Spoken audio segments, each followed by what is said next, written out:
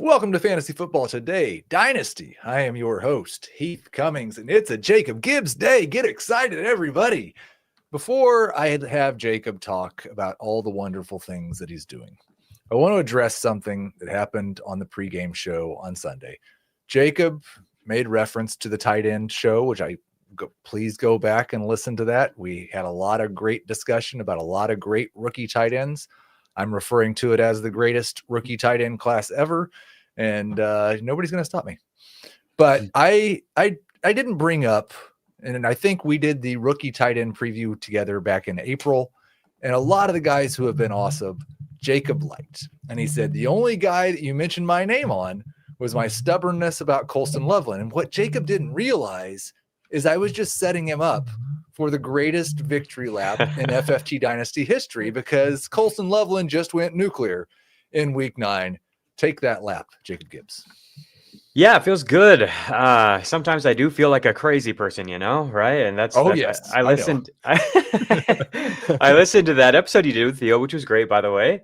And I all these players who I really liked.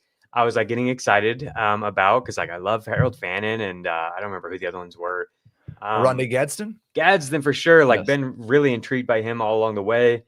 And so I was feeling really good. And then comes the hammer, and you're both you and Theo were low on Loveland, and just Gibbs. I know Gibbs is his crazy butt's still hanging on to hope for Loveland. And I was dang, dude, am I just being nutso here, or is there still light at the end of the tunnel? And oh my gosh, what a breakout. So game-winning play, single-handedly won a NFL football game as a rookie. But for me, it was the other touchdown, the first one, just the brute physicality on that play. It feels like he's already, and this is one of the youngest tight ends in the class, he's already acclimated to the NFL level and getting to a point where he can impose his will on NFL players. And it's the Bengals, to be fair. But that is really impressive, because what he can do, what we know he can do athletically, is beyond basically anything at the position, really. So what we've needed to see is that in action. We have some tight ends who the community have been very excited for 5 or 6 years, that have similar type of athleticism, that have never been able to impose it in this way, right? They play for the Atlanta Falcons. This is really good to see this right away. So a little bit of context. This is the 33rd tight end aged 22 or younger, dating back to 2000, with 100+ yards in a game. It's the 9th highest fantasy score among those 33 games. And he's actually younger than all of those tight ends. It's only the 10th tight end younger than 22 years old to hit 100+. The other ones are Brock Bowers did it twice. Kyle Pitts did it 3 times. Gronk did it. Aaron Hernandez did it twice. And Noah Fant did it. So Loveland joins that group. And I do think that that's relevant. Having this type of yardage upside is relevant. That's something I talked about a lot with Aaron Gadsden, is being able to scale your yardage up in this way is unique. Compare it to Tyler Warren. He has yet to top 80 yards in a game. His most recent games have been 26, 53, 69, 63, 44. So he hasn't even hit 70+ since week 4. That's why Loveland was so interesting to me. Like Gadsden, there's this unique upside in terms of the yardage at the position. And I feel way more confident in his ability to stick as an every down player at tight end than Gadsden. Most of the time when you're talking about a tight end who's more of a receiver, who's more of a vertical, seam stretching kind of prospect, it's not clear whether or not they can play every single down. Right. But I think Loveland absolutely can. So this is really exciting. And I don't think last week I was super low on Loveland. I had moved Harold Fannin above him, but he was still my tight end 7 for Dynasty. I think Theo definitely thought, he was 7 because Tucker Kraft was ahead of him. And I don't know that you can make that argument now, since we don't get anything more from Tucker Kraft. That's sad. Listen, we've got a great show for you today. JD's in the chat says, sup Heath. One way you guys could really say sup and make me feel really good is if you could like and subscribe. Really helps us out a lot. Would really appreciate it. On today's show, we're going to do some trade deadline reaction. That's why we're doing FFT Dynasty on a Wednesday and not a Tuesday. We wanted to get all these exciting fantasy football trades. Okay, so there were 2, maybe 3. But we're going to talk about the guys who were impacted by those trades. And then I created a new meter. Yes, I'm slowly morphing into Adam Azer. with these new meters, but we have the Hopiummeter. Jacob is going to give us some hopium on some guys that we desperately need it, or maybe he won't. I do have 3 questions for him to begin the show. And we did this last week, but it maybe changed. We didn't get your take either. If you had to rank the top 5 rookie tight ends for Dynasty Fantasy Football right now, how would you rank the top 5? Top 5. So I'm going to stick with Warren, even though, I said there is the intriguing upside with Loveland. I'm going to stick with Warren just because of what we've seen him do over the course of the full season. But I do think that Loveland could overtake him. I had Loveland ranked higher going into the year. And just the fact that if he's able to finish out strong at such a younger age, I think is really intriguing. We also feel some hope in the quarterback position going forward, which maybe Daniel Jones offers that. But that does have me a little unsettled with Indy, is that we don't exactly know what the plan will be beyond this year. So I'm going Warren and then Loveland and Gadsden. And those 3 are in a tier of their own at the top. I'm fine moving Gadsden ahead of Loveland, but I do think I've talked about this on Beyond the Box Score with Dan. You guys should definitely check that out if you're unfamiliar with it. Some of the stuff that the Chargers have been doing seems unsustainable. They're basically, it's clear tells. Like when Trey Harris is out there, they're very likely to be running. He's been pretty much only out there to block or to offer some kind of deep threat off of the play action game. So when he's out there, it's oriented around the run. When Gadsden's out there, it's extremely likely to be a pass play. I haven't dug into the splits from the most recent game, but before that, it had been like above 90% of plays where Gadsden was on the field as the primary tight end, the only tight end, like 11 personnel, 3 receivers, 1 tight end, and it's Gadsden. Above 90% of those plays were passes. And so I don't think you can do that over a full season. I think that is too clear and obvious of a tell. So if they have to scale back on him where they're not, down the offensive lineman, down their starting running back and just going extremely pass heavy, I wonder if it affects his playing time. But still, the receiving upside we've seen is enough to keep him in this top 3 range. Beyond that, it's going to be Fan, of course, in his own tier. And the 5th one, I think, will surprise people. I'm excited to talk to you more about it. It's Terrence Ferguson. I'm just remained really intrigued by Terrence Ferguson. I think that this breakout we just saw from Loveland has me kind of emboldened to keep him higher when it should be Mason Taylor, but it's for real, be patient with these rookie tight ends, right? I know it's been a little frustrating that he hasn't been able to get on the field, but when he has got on the field, they've been really intentional in getting the ball in Terrence Ferguson's hands. He's caught 4 of 7 targets with an average depth of target of 23 yards, which is ridiculous. I think that they can get him some more short yardage catch and run stuff too. They just need to feel more comfortable about his place in the offense, I think. So I did move Loveland back ahead of Fannin after 1 game. And that's kind of illustrates a point for me. I've got Tyler Warren at tight end 3, so he's my top rookie. And then it's Loveland at 5, Fannin at 6, Gadsden at 7, and then Taylor at 10, probably not moving ahead of the other guys anytime soon. But that 5, 6, 7 range for me, I would not want to make any bets about over the next 8 weeks, which of those guys is going to finish the season ranked higher in my dynasty rankings. Very excited about all 3. But the stuff you said about Gadsden, I think holds a little bit true for me. I'm less sure, and partially because I was less sure coming into the year. I thought Fannin was closer to Warren and Loveland than he was to the rest of the tight ends in this class. And there's a lot of them, there's names we still haven't said yet that are pretty intriguing. But I think those 3 for me are in a tier. I also agree. I wouldn't be surprised if Loveland ends up being better than Warren. And who knows, Loveland could destroy this Giants matchup. And we might, I'm already sure that, or not sure that you can ever put that back in the box again. Like maybe Cole Kmet's finally where we hoped he would be week 1. But if he does it again, I don't think you can put that back in the box. Question number 2 is also about a tight end, not a rookie, in a non-tight end premium startup draft, just a regular PPR startup draft. How many non-QBs would you take before Brock Bowers? And just to add a little context, I had him as a 1st-round pick coming into the year in Dynasty. He had a 30% target share the first 3 quarters of week 1. Then he got hurt. He had a 34% target share last week. You want to talk about emboldened? I am just erase the time that he played hurt. I don't care about it. Brock Bowers might be a top 6 wide receiver. playing tight end. Yeah. So I kind of said that at the beginning of this year, like erase what we had last year. Like it was amazing in total, but like if you want to like compare his per game averages to the receivers or his per route data to the receivers, I don't think that's relevant at all, really. I think it was a fake offense last year, what they had to do. I think what we've seen, and it's just a 2-game sample size, so you don't want to get crazy with it. But in these 2 games where it's like, okay, this is at least kind of a functional offense. Right. He at least has a quarterback who's like willing to get him the ball in tight windows and like place it where he can catch and run and like actually maximize his skill set. Last year, Brock Bowers had fewer than 5 avoided tackles charted over the entire season, according to PFF True Media.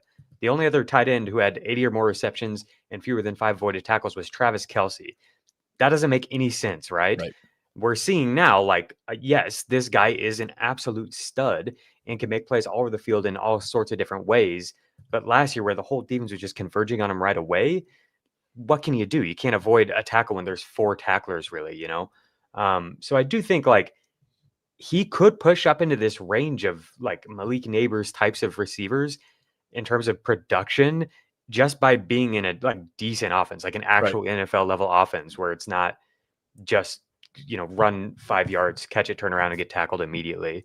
So yeah, I had a hard time with this. I only play in Titan Premium, but the guys that I had ahead of him, there were 6 quarterbacks, 2 running backs, and 3 receivers. The receivers were Jamar Chase, JSN, and Puka Nacua. The running backs were Bijan and Jahmyr Gibbs. And my quarterback rankings are weird. It's a weird place and time, I think, with quarterbacks for Dynasty. It's Josh Allen, Lamar Jackson, Drake May, Jaden Daniels, Patrick Mahomes, and Justin Herbert were the guys that I had ahead of him. So that's 11 players for non-tight end premium. That sounds about right. I actually have him 2 spots ahead of Puka. But amongst the non-QBs, I agree. Our QB rankings are a little bit different because I am the eternal Jalen Hurts defender. And frankly, somebody should be. Mine's just the tush push thing. Yeah. I think when that goes away, like he's going to have his work cut out for him making that ground up for fantasy. One of the things I noticed on today's show, just to go off on a slight detour in terms of Jalen Hurts, is you used, I believe, the fantasy points accuracy measures for quarterbacks and deep throwing. And they are a little bit different, I think, than the PFF rankings in terms of depth of target and catchable targets and stuff like that we find on True Media. Because those are a little more, I think Hurts is just a little bit higher in those rankings in terms of PFF. And I just think even outside of the rushing stuff, Jalen Hurts is just like, there's certain things he doesn't do particularly well, but I think he's underrated in terms of as an accurate passer. I think so too. Yeah. So let's get to question number 3, because we could do this show for 3 hours. You're a good person to ask. I'm not doubting Jaxson Dart at all this week. He's my QB5. But from a dynasty perspective, you want to talk about an offense that kind of doesn't look like a real NFL offense. What the Giants are doing is not something they're going to go into next year, I don't think, and do for a full 17-game season. They're doing all the things Jaxson Dart does well, and he's doing them very well. How legit do you think Jaxson Dart is from a dynasty perspective? I mean, he's too legit to quit, man. Like Jaxson Dart is the man. If you want to like get more context on that, we've had a few shows on Beyond the Box Score. Dan and I believe that with the Shire. Dan and I dug into all of the like advanced accuracy notes and stuff.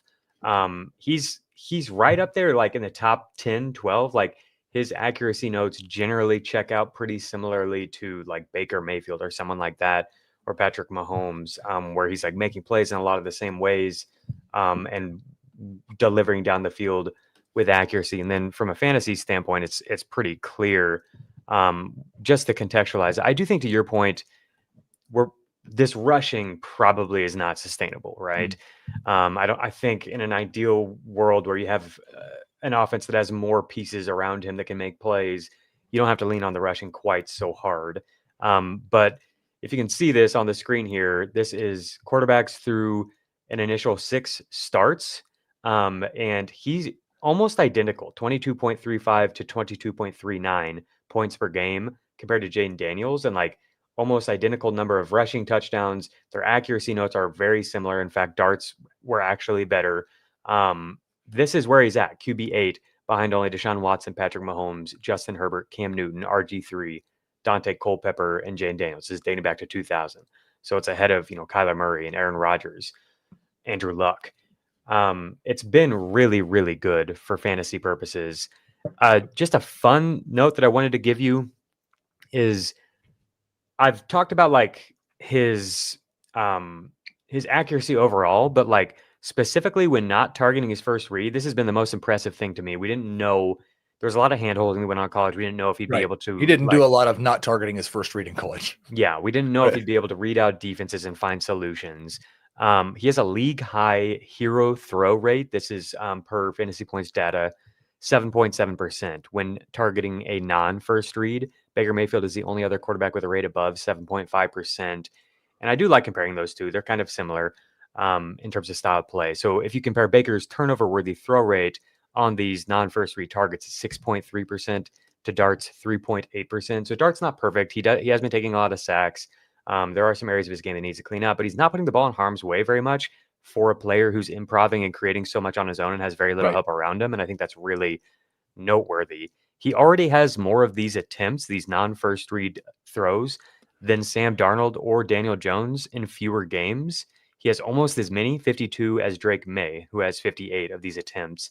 If you remove checkdowns, so now we're looking at just throws to the secondary read or throws coming in the scramble drill, he actually has more attempts than May in fewer games. He has 21 first downs on 38 throws to secondary reads or scramble drill throws compared to 17 first downs on 36 attempts for May. So like the playmaking has been so real. And to be able to create these first downs with this offense is just so impressive to me. And that's the part of his game that stands out to me the most is like out of structure, he's been phenomenal.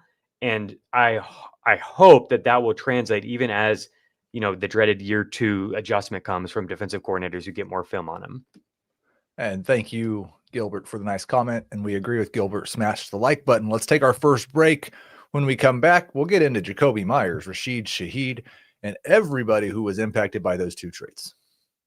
You can always count on Sundays with the NFL on CBS and Paramount Plus. So even if you can't count on accurate expiration dates, that is a rookie mistake, or people appreciating your fashion sense, Jim, the crowd is not on board here. You can always count on Sundays with the NFL on CBS, streaming on Paramount Plus. Glad we wear our good jerseys. Yeah. We are back. I wanted to give my Dart ranking because I feel like it's really easy to talk about him, but nobody knows how the hell to rank him. All I do is ask people where they would have him, but I never actually give one. I do have him at QB8, basically identical to Joe Burrow and Jalen Hurts, which seems crazy, but that's where I have him, is behind Mahomes, ahead of Jordan Love, who I really like, ahead of Baker Mayfield, who I really like. Does that seem nuts to you? I've got him at 11, so I don't think it's that nuts. I still have Caleb ahead of him. I still have Burrow ahead of him, and I still have Love just barely ahead of him. But yeah, QB 11, he's in the same tier as most of the guys that you said. That makes a lot of sense. I thought yesterday at the beginning of the day we were going to have a really fun trade deadline. It didn't turn out that fun, but we did get a couple of moves. And the thing I love about dynasty leagues is they're generally deeper, and so we got more guys to talk about. And there were some lower end pieces who could be heavily impacted by these moves. First, Jacoby Myers to Jacksonville. And I think this is a pretty difficult situation to evaluate that he moves into. If you listen to the main FFT show today, you heard Jacob talk about how Trevor Lawrence has actually got some pretty encouraging underlying metrics. I withheld my joke that I didn't think it was possible in year 6 to have a new excuse for Trevor Lawrence, but we found one. It's that all of his very talented wide receivers now can't catch. And it's true. He leads the NFL with 24 passes dropped this year. Jacoby Myers has dropped 17 passes in his NFL career. So seems like a good fit, but we don't know. Are we getting Travis Hunter back in 3 weeks?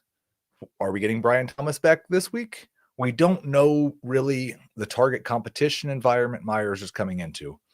What do you think about this move for Myers, who I did see something today that said this was not a 1-year rental, that Jacksonville would like to keep Jacoby Myers around. He'll turn 29 in 4 days, so happy early birthday to Jacoby Myers.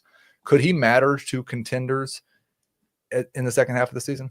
I think he could. That's why I brought up the Lawrence stat, not so much to defend him. I'm not interested in doing Right. that anymore. I'm not like, I don't think in a vacuum he's played well this year, Trevor Lawrence. Right.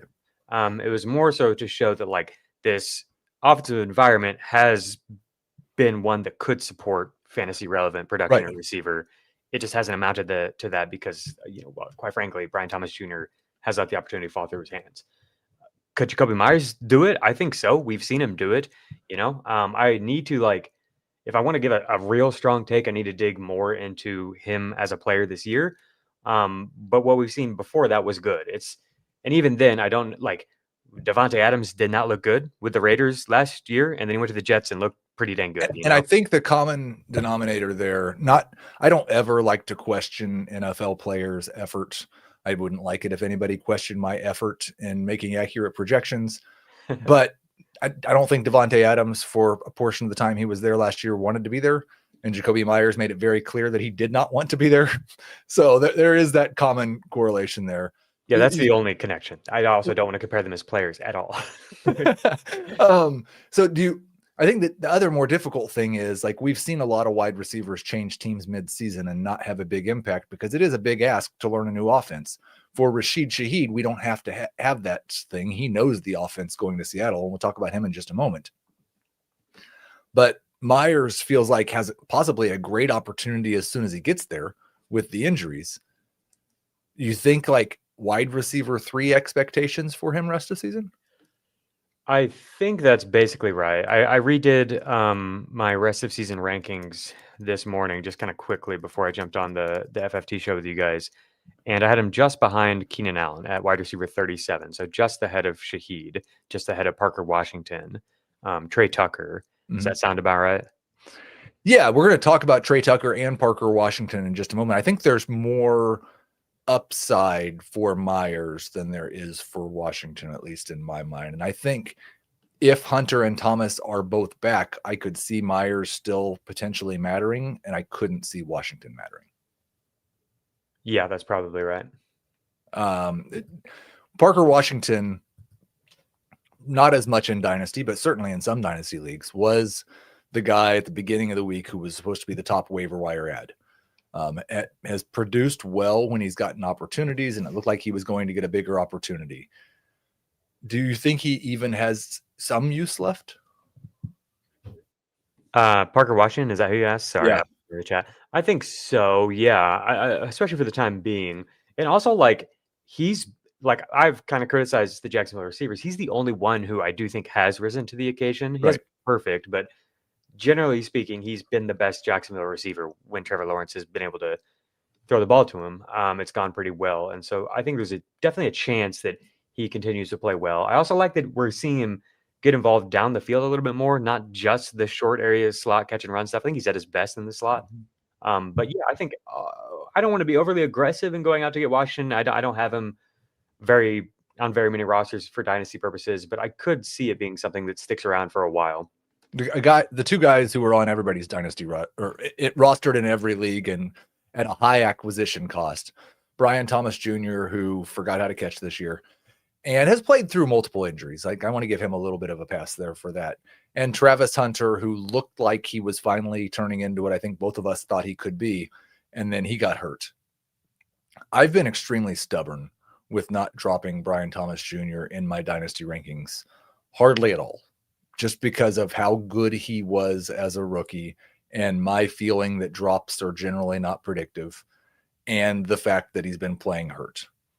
Do you have a relatively high level of confidence that we're going to get elite Brian Thomas Jr. again in the future? Muted, sorry. I think it makes sense to not adjust it too much from a long-term outlook. I did trade him away in one league where I wanted to help like my win now window, and I was able to get my Patrick Mahomes back. Where it's Right. like it's not like you're just trading away for Mike Evans or somebody that's like a shorter window. But I also do think this was about as concerning as it could have possibly gone for him. I don't want to just write it off as injury. There were some lingering questions with him after year one about whether he can like be somebody who beats zone coverage, which is by far the most used coverage type in the NFL. We saw him mostly win on the perimeter. Also, we haven't really seen him and Trevor Lawrence ever be on the same page. And so to me, like those two things do bother me a little bit looking forward. It's possible that after the way this year went, that they will view him more as just a downfield perimeter type of receiver. Right. And it's been very hard for those types of receivers to be consistent and relevant for fantasy.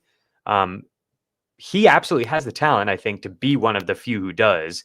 But I just don't like that we might be kind of pigeonholing him into a role after this year. Whereas like after year one, it felt like the possibilities were endless. He could just be the best receiver in fantasy if he can transform his game and be able to do everything. So I'm a little bit nervous going forward. A little bit nervous. So let's talk about some of the wide receivers who I have in that range. I think 90% of people think I've got them ranked too high. So you can just tell me, let's just go with names. Brian Thomas Jr. or Rome Odunze in Dynasty. Which Rome's coming off a 3-target game with 0 fantasy points. So may have been a different answer last week. Yeah, I'll go with Rome. That's Okay. tough. Okay, what about him or Addison? I'll go with BTJ. Thomas or Ladd? Ladd. Thomas or Travis Hunter? Travis. So Travis Hunter, one great game. Some really confusing, it was confusing because we didn't know how to project it. They're trying to figure out how to use him in terms of offense and defense. You still think Travis Hunter, I assume, is the third wide receiver for you in this class right now? Yeah. Ibuka, then Teteroa, then Travis Hunter. And still a high-end wide receiver too. Would you take Garrett Wilson over either of the Jacksonville wide receivers in Dynasty? Yeah, sure. Unless you are just like terrible right now, like have a complete, like just long-term, just need as much upside as possible kind of outlook, I would take Wilson over them. That's fine. Okay. So that kind of wraps up the Jacksonville side of things. Trey Tucker has probably been one of the biggest dynasty risers because of how low he came from this year. And he had the monster 3-touchdown game, and he's had a couple other good usage games. Now Jacoby Myers is gone, and it looks like, unless Jack Besh, we'll get to him in a minute, emerges, Trey Tucker could be the number 1 wide receiver, number 2 option in the passing game rest of season. Is this just a redraft thing? Like, is he going to matter after this year? I think he could. I like Trey Tucker. Like he last year and in college, I feel like showed the athleticism to be somebody who could win routes. But it didn't happen very often. And he needs to win routes. He's very small. So like he needs to be able to win in a clear and decisive way. And I feel like we've seen that happening more this year. The team has talked about how much he's developed this year in terms of the refinement of his game and being able to win like down in, down out. And I think, yeah, he's a round 3 pick with decent athleticism who's like starting to produce and now has a runway to be like the clear top receiver on the team for the rest of the season. So it's interesting. I wouldn't get carried away with it, but I think he's just as interesting or more interesting than somebody like Parker Washington. I think for like this week, assuming if Thomas doesn't play, I think Washington I'd rather have. For Dynasty, I would rather have Trey Tucker than Parker Washington. I think there's more potential long-term upside there. Jack Besh was a guy I drafted in the round 2 of a lot of rookie drafts, and it's been a terribly slow start for him. But we all know the story of the tortoise and the hare, although the tortoise keeps making progress, and I'm not sure Jack Besh has done that consistently throughout the year. I've seen a lot of people think Jacoby Myers gone, Jack Besh just moves right into his role. I'm worried Pete Carroll says, no, that's Tyler Lockett's job. What's your hope for Jack Besh the rest of the year? And do you think that like he's the type of guy that we can just write off year 1 and still have hope for? Yeah, I guess that makes sense, but like do feel like part of the appeal with Besh was that he was supposed to be somebody who like was ready to come in and play right away. So it's a little bit weird to me that he's had such a hard time getting on the field. If he doesn't get on the field in the second half, that would raise a red flag to me. I also have a hard time because I just don't have any Jack Besh. Yeah. I like him as like an idea, as a real life player. I don't know if he'll ever be somebody who's a very fantasy friendly player. So yeah, this has not been a good start. Not a lot of optimism for Jack Besh. Rashid Shaheed is on the Seahawks. Give a short version of what we did on FFT today about why you're pretty excited about this opportunity for him. Clint Kubiak loves him. Torrey Horton, if you guys are listening to a Dynasty show, you know how awesome Torrey Horton is. And I think Clint Kubiak does too. But then he went and got Shaheed, who he has worked with in the past and who he elevated in the past. The numbers for Shaheed while working with Kubiak are far beyond anything that he's done at any other point in his career. He actually had a higher target per route run rate when playing with Kubiak than Chris Olave did, which is wild. You guys, if you're Dynasty people, you know how good Chris Olave is, that doesn't really ever happen. So it's a wide range of outcomes because Seattle doesn't use multiple receivers all that often, but there's definitely a lot of upside with how well Sam Darnold is playing right now. I think that this year, at least, he could be a lot like Jameson Williams in that he might give you from now until the end of the year, he might give you 3 week winning performances out of your flex spot. And he might give you 3 weeks where you're wondering why you didn't start the guy that scored 6 points over him. Yeah, we need more dynasty slash best ball leagues. That's my favorite format. It's much better when you don't have to be mad about the guy that you didn't start when you should have started them. And I think in Dynasty, it makes more sense because if you're a contender, you've built a really deep roster with lots of awesome players on the bench, and you don't want to have to decide which one of those guys you start. You mentioned Torrey Horton. This was so exciting. It was so exciting. And now I feel like he's like, Torrey will persevere. Torrey will persevere. This is a buy window. You think it's a buy window? Would you give up a 2026 second for him? No. Okay. So we need to buy for a third or less. I mostly agree with that. But most importantly with this deal, it's just awesome for Sam Darnold, right? Yeah. Would you rather have Sam Darnold or Daniel Jones on your dynasty team? Sam Darnold. I think that's right. I mentioned like for the rest of this year how terrified I am of Daniel Jones' upcoming schedule. He's got some outdoor games. He's got a lot of games against good pass defenses. He still has his bye left. They're the same age, I believe. And I do think that Darnold and Kubiak, I feel better about moving into next year, although I feel pretty good about Daniel Jones too. And I'm sure he's getting ready to get paid. That's kind of what that trade signified to me. Chris Olave, one of the most frustrating, extremely talented wide receivers to roster in Dynasty over the last 3 or 4 years, probably right there with Garrett Wilson. Wasn't seeing very many targets from Tyler Shuck. He's probably glad to see Rashid Shaheed gone, although they're friends, I think. How do you view Chris Olave in Dynasty? Love him, yeah. I've never wavered on Olave. I traded Cam Skadaboo away from him straight up in the height of the like Skadaboo hype. I think he's just so good, and he's still super young, and we've seen him across multiple different quarterbacks have like per route data that suggests he's one of the best receivers in the league. So to me, it kind of reminds me of like Drake London, where like all we need is at some point to arrive at a place of competence, and he'll probably be really freaking good. He's a much different player than London, of course, but like all the underlying data suggests that this can be a highly effective fantasy producer. Buy Chris Olave, and now we'll see if Jacob buys the Hopiummeter. I think one of my greatest creations. Adam Azer, if you're listening, you've never created a meter as good as the Hopiummeter. These are, I like to. Oh my gosh, I'm just looking at the players now. This is going to be horrible. I'm evil. So I want to set the table a little bit here. These are guys that we are either disgusted or terrified by right now. And I will first want you to just give me a number. 0 would be you have 0 Hopium to offer. 10 would be you have a lot. And let's just say if we're over 5, give me a sentence or two as to why. How does that Okay. work? Okay. So Kyler Murray just got benched for Jacoby Brissett. Obviously, we need some hopium.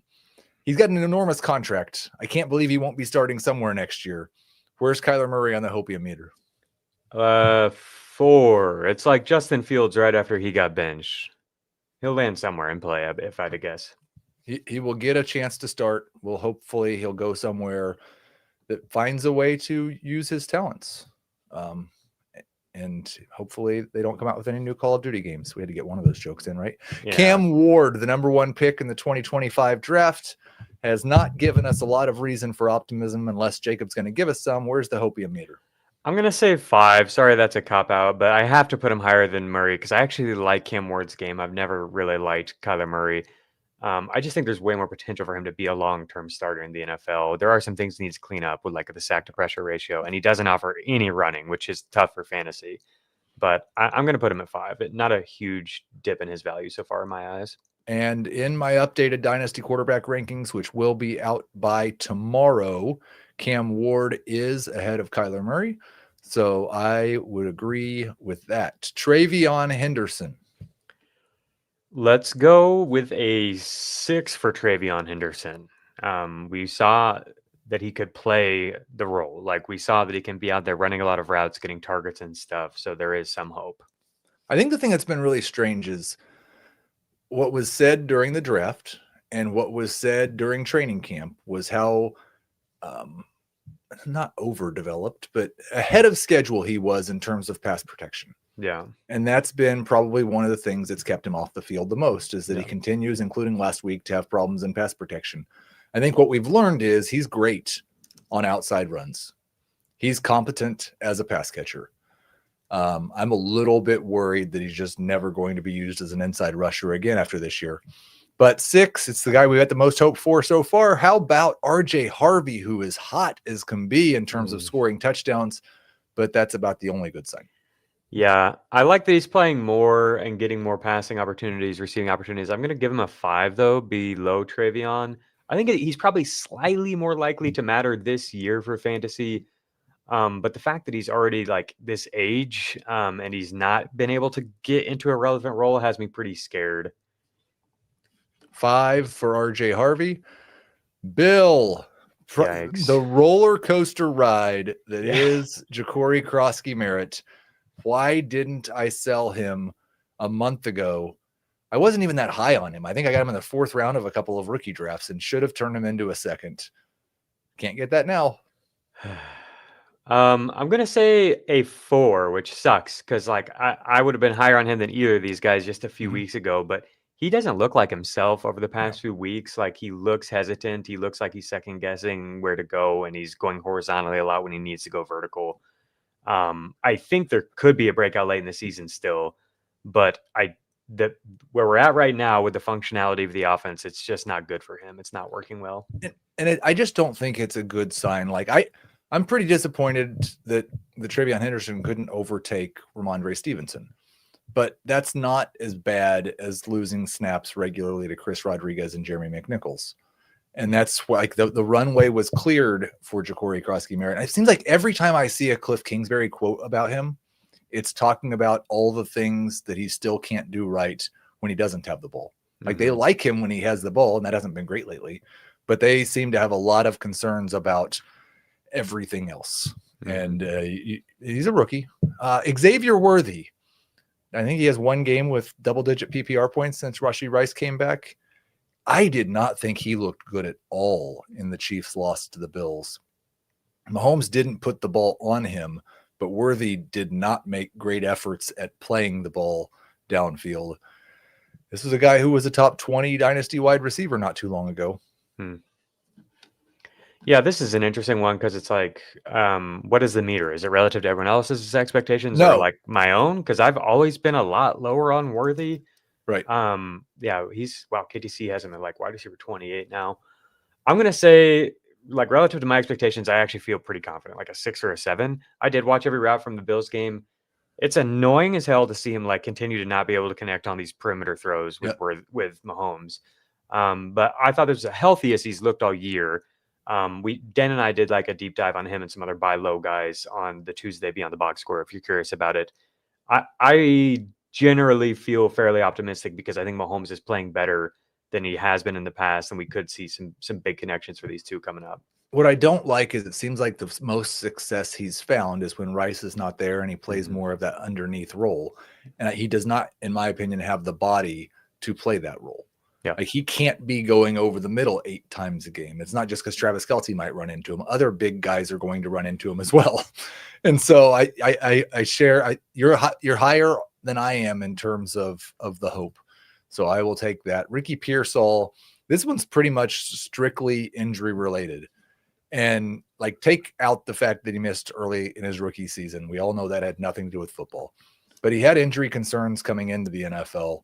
He's been unable to get healthy this year. He's had multiple injuries already since he got into the NFL. By the time he gets back, the 49ers might have their full complement of weapons. Yeah, I'm going to go like a 7 or 8 on Slick Rick here. I've felt really good about what he's put on film when he's been healthy. I guess if he just can't ever be healthy, that's a problem. I'm looking at KTC's at wide receiver 30, so that seems a little bit low to me. Also, I mean, KTC is not a great resource necessarily, but like Zay Flowers at wide receiver 26 is so insane. I know you've talked about him as like a buy low, but like I would have him up in the like T. Higgins, Devontae Smith, Jalen Waddle range. Like I don't understand this at all. He's my wide receiver 20. I have Worthy at 28, which I think is where you said he was. Yeah. And I have Pearsall at 31. Okay. I think like Keenan Allen struggled with injuries a lot early in his career and then had like 7 straight years where he was healthy. On the flip side of that, Will Fuller and Christian Watson, which is, I think, probably what the concern is more for Ricky Pearsall at this point in his career. But it hasn't been that long. And you are more injury agnostic, correct? Especially with younger guys? Yeah. Yeah, that's the way I like to, especially with somebody who has as much upside as he does. We didn't talk about the Sauce Gardner trade, but there was a fantasy relevant aspect of that trade. Adonai Mitchell, who just gets open. He does some dumb things other than that, but he does get open. He's going to the Jets, who have nobody to stand in his way of being the number 2 wide receiver, and seems to me like would be a pretty good compliment to Garrett Wilson. But he's not done much in the NFL at all. What's your level of hopium on AD Mitchell? So he's coming in the same range as like Jack Besh, Pat Bryant, Jalen Coker. I really like Bryant and Coker. I think that's about right. Tez Johnson is ahead of him. Shamir Dike. I think that's about where I would have him, but with the realization that there's the upside for him to scale way up if he gets on the field and starts doing some things for the Jets. So I think he's like just a really interesting lottery ticket. I would put him at like an 8 or something because the price is nothing, so it's basically just upside. And I think among the players in this range, he's one of the most interesting. So would you rather have him or DK? I think I would rather have him, although I've really liked what we've seen from DK. And would you rather have him or Besh? I would just take Mitchell. Okay. So, yeah, I think he's a good – it's not quite a buy low because he did just get traded to an opportunity, but there's a lot of dynasty managers out there that don't see getting traded to the Jets as a positive development in a player's career. So, yeah, I think – in fact, I would say assuming that Justin Fields starts, Aaron Glenn's never going to tell us, this gives me a little bit hope for him if Mitchell can hit the ground running, because the things he can do in terms of getting just wide open down the field are the types of things that can work really well with the way Justin Fields plays when things are going right. Teams have to pay so much attention to the run against that offense, for good reason. That's the only thing they're good at. That I think we could see some 50-yard touchdowns from Justin Fields where he could miss by 2 or 3 yards and Mitchell's so open that it doesn't matter. So that's a strange way to be encouraged. Isaiah Likely. I like that though. But you can see it, right? Yeah. The vision's there. Isaiah Likely finally showed a little bit of a sign of life last week. He's been a top 20 dynasty tight end, was top 12 for a while when everybody thought Mark Andrews was going away. There's a lot of rookies that have passed him this year, but what's your level of hopium on Isaiah Likely? Yeah, it hasn't been good this year. His per route data is awful, but of course there's a context of him, maybe not being quite having his legs under him. But I would be lower than where he's ranked. Obviously, if you're a contender, you'd rather have Goddard and Joku, some of these guys that are ranked below him. And then long term, I think I would rather have Elijah Arroyo, Britton Strange, would definitely rather have Terrence Ferguson. I think I'd probably rather have AJ Barner. Yeah, I've got Barner ahead of him. Maybe even like Luke Musgrave right now, like I think this is a pretty interesting opportunity as an audition here, Musgrave as a former second round pick. So yeah, this does feel a little bit rich for me, unlikely at tight end 15. All right, we're going to take our second break. I've got some of your questions from the chat that Claire has starred for me. As a reminder, on this show, if you send me a start sit question for this week or a clear redraft trade question, we're probably not going to get to that one. We have a lot of shows where we will answer those questions. I'll try to focus on the dynasty questions. We'll start with a Jaxson Dart third down question right after this break. Only CBS Sports can bring you big time during the heart of Saturday afternoons. It's big time. It's big time. It's big time. It's big time. On CBS and streaming on Paramount Plus. Andy from the chat. Thank you, Andy. I feel like Dart has been above average on third down passing, but I don't have any numbers. Jacob has numbers. I do. In terms of EPA per dropback on third downs, the only quarterback who's been better this year is Jordan Love. So that is really impressive because EPA is generally a team stat. The next quarterback is Daniel Jones for comparison. Like it has a lot to do with your environment. So the Packers, the Colts, two of the best offenses, the Giants, not so much. I think he's really done a lot on his own. In fact, if you compare this historically, there's only a few guys, it's like Ben Roethlisberger and players like that, who have done this on third downs as a rookie. So really, really good stuff from Jaxson Dart this year. Chris says, would you trade 2 2026 firsts for 2 2027 firsts? And his expectation is that the draft positions will likely be similar. My brother would. My brother's like the ultimate hype machine, and he, of course, wants any opportunity to get Jeremiah Smith. That's fine. I don't know. Like, I don't really know how to answer that. Generally speaking, I think no, that's not right. But we'll see. I know over on Dynasty League football, they still value 2026 first more than 2027 firsts. But I will tell you an interesting story in the Baked Burger Dynasty League, which Jacob's not in, and honestly is probably my worst performance as a Dynasty fantasy football manager. 3 different times in a 4-year span, I thought I was going to be contending, and then I was selling at this time of the year. And this year, it's happening well. So I put Jonathan Taylor on the trade block, and the best offer I got was George Pickens and a 2026 first, which was good value according to every trade chart I can find, including my own. But I already had 2 2026 firsts. I already had 2 2026 seconds. And the guy who was making the trade with me said, I don't want to give up a 2027 first, only a 2026. And I said, well, I want a 2027 over a 2026, and I got it. So I traded Taylor for Pickens and the 2027 first. The general consensus is that the 2027 draft class could be generational, and the 2026 class looks disappointing right now. Those things ebb and flow, and I anticipate by the time we get to February, people are excited about at least a half dozen guys in the 2026 class. But the main point I wanted to make is is also the main reason I wanted a 2027 as opposed to a 2026. At this point in the year, I think you have a pretty decent idea within a range of 4 picks or so where 2026 picks are going to fall. I think you have a very small idea where 2027 picks are going to fall, as evidenced by the fact that I've gone into this league 3 years thinking I was contending and ended up tanking in the second half of the year. That happens to teams. It happened to Thomas Schaefer, I think, in the Baked Burger Dynasty League. He had the best team in the league, and he's 5-4 now. So when you say I think the positions might be the same, if you think they're all going to be late picks, I would much rather have the 2027s because they're more likely to end up being early picks. If you think they're all going to be early picks, I would rather have the 2026s because they're much more likely to actually be early. We don't know for sure what's going to happen in 2026. We don't know for sure what's going to happen in week 10. We had one more definite dynasty question. Would you trade Mark Andrews, who just had a very good game in Lamar Jackson's return, for a late 2026 second? Oh, yeah. I would also make that trade. I wanted to get to one more question for Jacob. Did you get to the final question on the show sheet? Because if you didn't, we'll skip that one. But I've got answers to 2 questions from you here about tight ends and receivers. So the rookie tight ends. Yeah.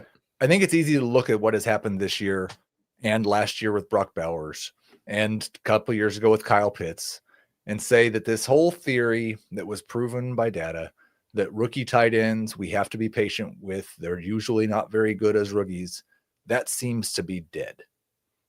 Does that influence how you view the rookie tight ends like Elijah Arroyo, Terrence Ferguson, Gunnar Helm to a certain extent, who haven't done much? Yeah. I think for me, like I spend so much time with these player profiles and the film and everything that like I kind of have an idea of who they are. And that's what's most important to me. And I don't let like any like failure as a rookie, like Terrence Ferguson is the one that clearly stands out to me, I think.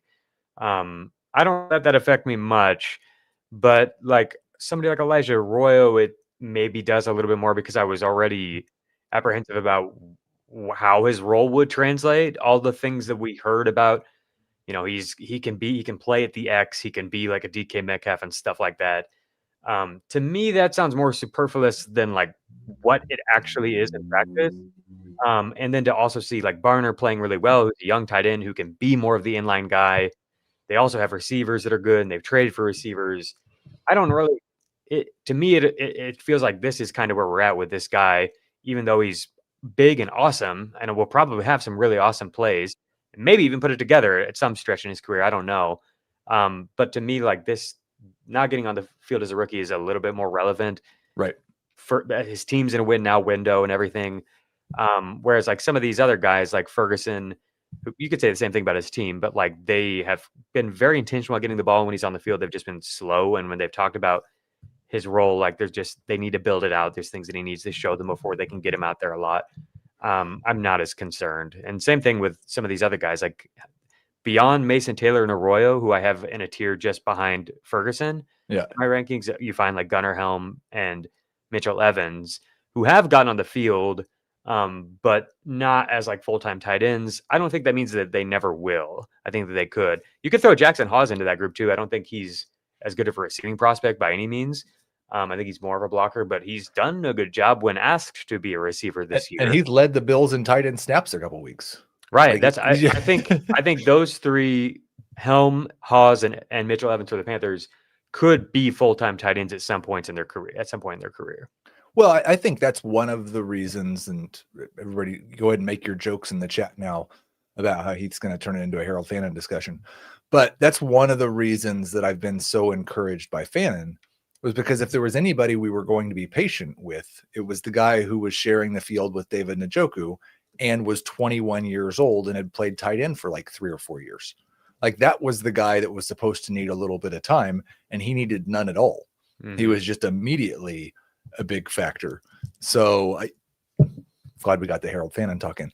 Last question. That's almost more of like a point about him being an outlier, really. Like, I think he's really special. Yeah.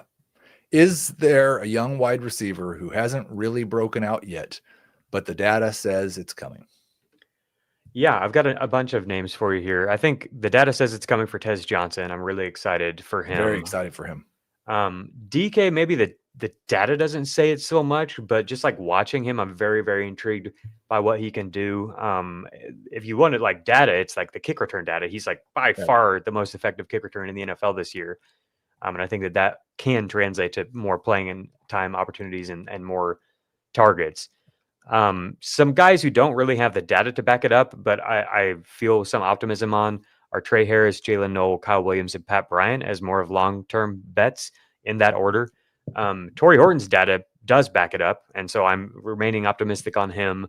And then 2 non-rookies that have maybe not the best data, but not like totally awful condemning data that have flashed at times this year are Ryan Flournoy and Roman Wilson. And neither one of these guys were this isn't like a stick to my priors thing. Like I didn't even really hardly know who Flournoy was coming in, and I was kind of. Is he a SEMO guy? I think you're right. Yes. Yes. Southeast Missouri. Me and Heath are both from Missouri, Kansas City area. If you don't know that lore for the FFT Dynasty show here today. Flournoy has really popped on film and has some pretty good data too. And then Roman Wilson, I didn't love coming out of college, but he really pops on film, man. That guy can freaking scoot. And the fact that they didn't trade for a receiver is interesting to me. So those are two just like basically free guys that I would mention. Awesome stuff from Jacob Gibbs. As always, I got 2 more questions that I will just answer real quick. Benjamin asked, it's kind of a redraft question. It could be a dynasty question. Is it smart to start Slayton when my opponent has Dart? This is my favorite stat of the year, I think. And I put it in the wide receiver preview every week. The Bears are now up to 2.21 fantasy points per target allowed to wide receivers this year. 2.21. That's like they're basically every wide receiver is JSN against the Bears. Yeah, that's insane. Darius Slayton is average 7 targets per game over his last 3 weeks. I think it might be a good idea to start Darius Slayton, regardless of whether your opponent has Dart. But I do kind of like that one. And then Nostra Samus asks, what's the email address again? It's fftdynasty@paramount.com. We've got a one-man mailbag coming up very soon, maybe next week. I haven't decided when we'll do that. But yeah, get those emails in to fftdynasty@paramount.com, and we'll get as many of those as we read as we can on the next mailbag. Jacob, I always appreciate it. I know how busy you are this time of year. And so I always appreciate it when you make time for FFT Dynasty. Just tell everybody one more time at the end of the show here all about Beyond the Box Score and the newsletter. FFT newsletter. If you Google that, it's free. You can get my rankings each week. You can get my rest of season rankings basically every other week as often as I can.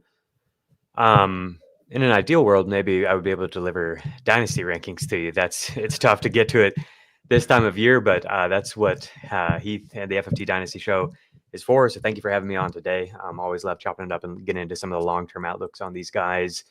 I think Beyond the Box Score is kind of almost a dynasty show, or it can be. If you like thinking about the long-term outlooks, that's my favorite thing to do. Dan and I really love that, like the 30,000-foot view, looking at the league and how it's evolving and how these players all fit within it, what the coaches are doing, getting into the different profiles as well, all the nitty-gritty stuff. And so like this week I'm doing an episode after this one today where I get into the running back position and help you understand some of the specific ways that different schemes and attacks that these coaches are using have or haven't worked and how it fits the running backs. Just doing a deep dive on the position. So check out Beyond the Box Score if you haven't. It's a lot of fun.